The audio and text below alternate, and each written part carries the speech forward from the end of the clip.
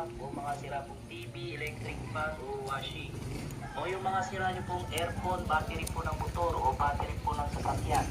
O dito lang po yan, ma'am sir, pinabalik sa mga bagong batya, hindi pa huwag langganan. Nang wala na pong bayad, ma'am, balik na lang po pasta. Ma'am sir, nagpapalit po kami sa mga nalit.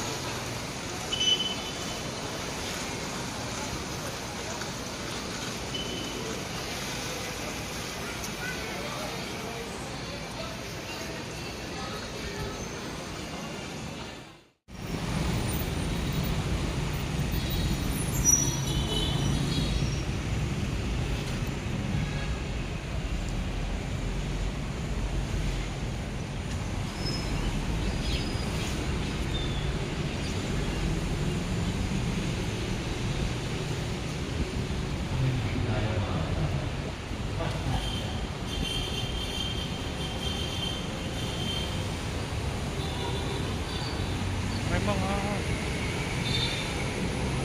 ice ride.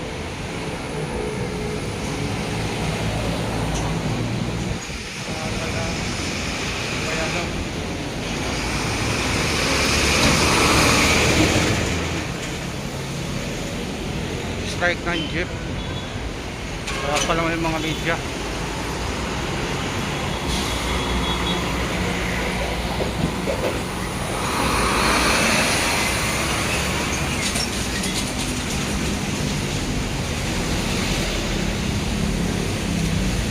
Morning guys, maglalakad na naman ako sa trabaho.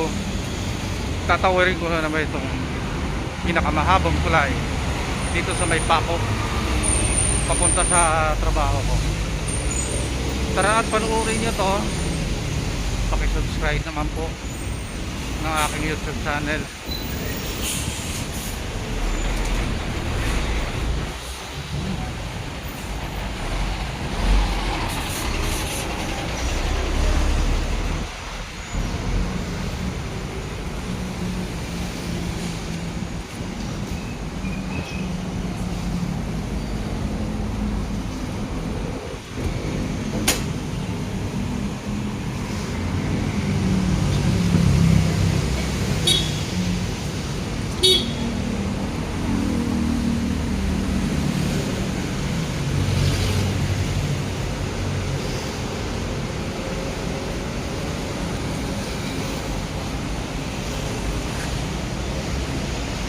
ako doon sa may nagtahan.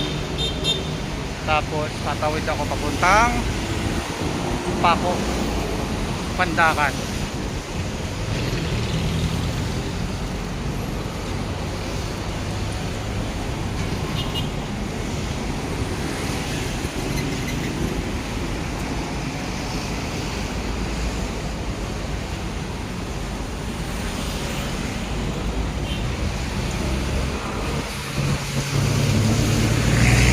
Naayos pala yung rail kalsada.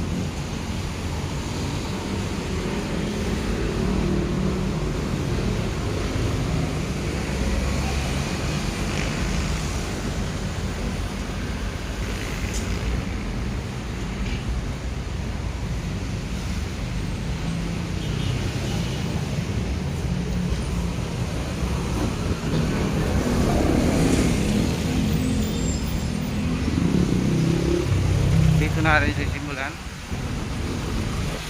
Yan.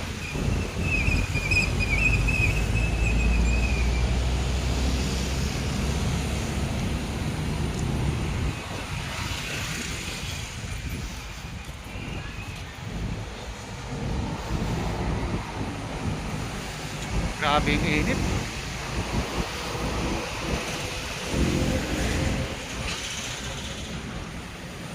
Sobrang init, guys.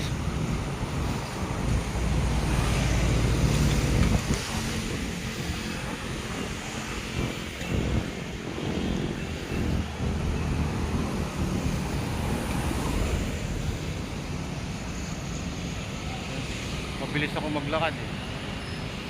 Manong grabe oh. Ang init.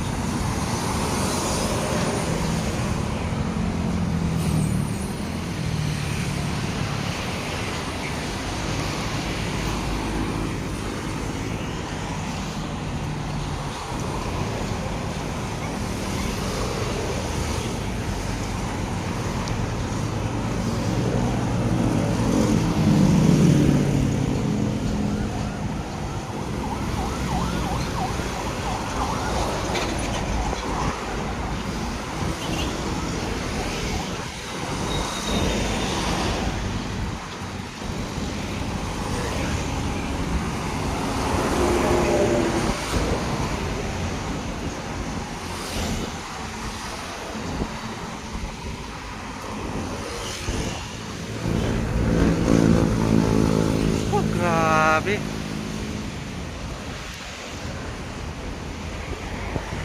Init.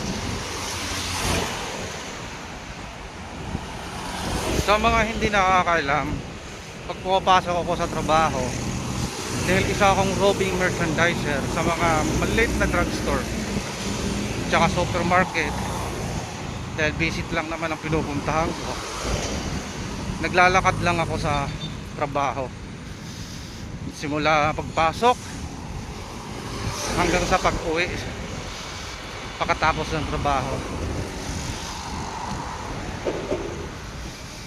Yun po palagi ang ginagawa ko araw-araw tuwing papasok sa trabaho, maglakad. Kasi nga napaka mahal ng pamasahe pagka puro lakad, dahil sa marami ako pinupuntahan na tindahan na binibisita. So kung sasakayin ko doon sa 10 tindahan na pinupuntahan ko, so malaki-laki na rin yun, dahil isa akong minimum wage sa trabaho, kulang. Kaya pinagtsatsagaan ko na lang itong trabaho na to, kahit na kulang yung sasahod ko, dahil mahirap ang buhay rito sa Maynila. Ganun, mahirap dito. Wala kang trabaho rito, kawawa ka. Kaya kailangan mo magtyaga, kailangan mo magsakripisyo para may makain ng pamilya mo. Bawal ang tamad dito sa Maynila.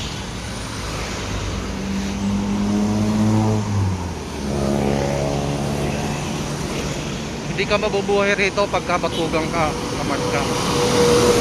Dahil dito sa Maynila, lahat, bawat kilos, kailangan mo panggastos ka. Lahat ng galaw mo rito puro pera. Dito na rin ako nakapangasawa, dito na rin ako nagkaroon ng 2 anak, at matatapos na sa kolehiyo yung isa kong panganay na anak. So dahil lang dito sa trabaho ko. So yun, nakarating na ako rito sa dulo ng tulay na to na napakahaba. Yun, oh, grabe.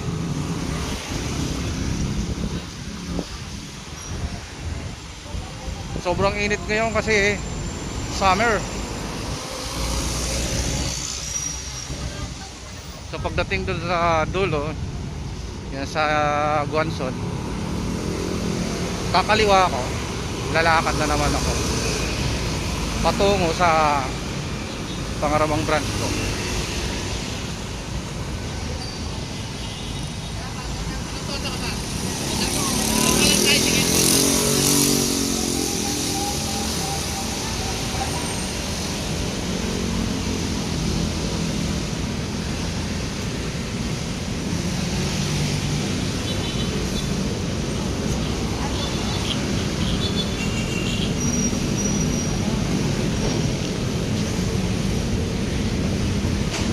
Ayan, doon ako sa dulo.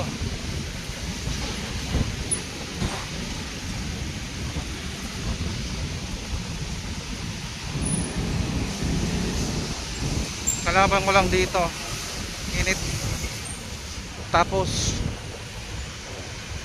ulan. Yun, kaya sa ngayon kailangan talaga palaging magbaon ng tubig dahil sobrang init. Pero mas maganda na to sa ulan. Mas maganda ko pa pumasok sa trabaho na mag-ikot-ikot kapag ganito mainit. Isa naman natin ko lang kasi basa, mababasa ang sapatos mo dahil dito sa Maynila ay kunting ulin lang, baha.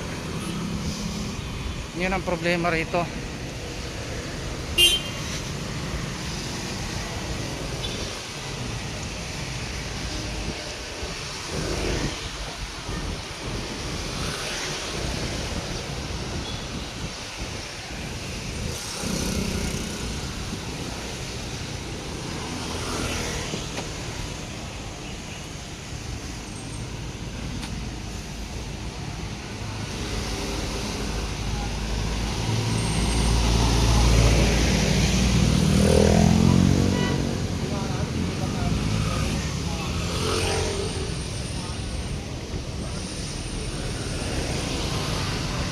Malapit na ako sa branch na pupuntahan ko.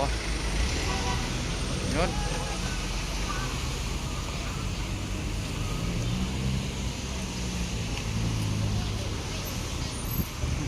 Ganitong ilog sa amin dito.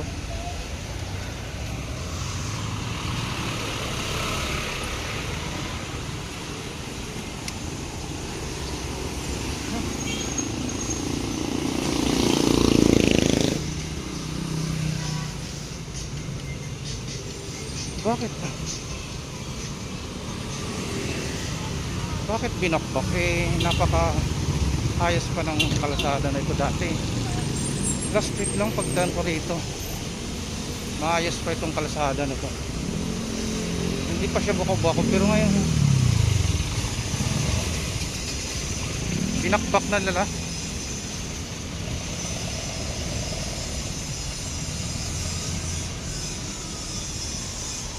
Ayusin, baka siguro lalagyan ng ano, tatapalan lang to ng simento.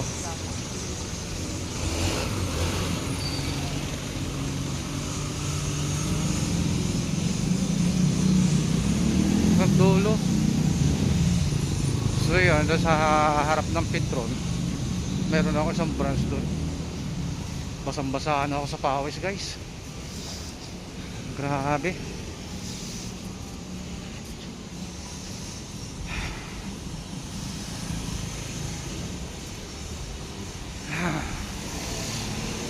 Nakakahinga lang. Pero magandang exercise to. Pagkatapos ko dyan, lalakad na naman ako. Dito na naman ako dadaan sa dulo. Alikabok.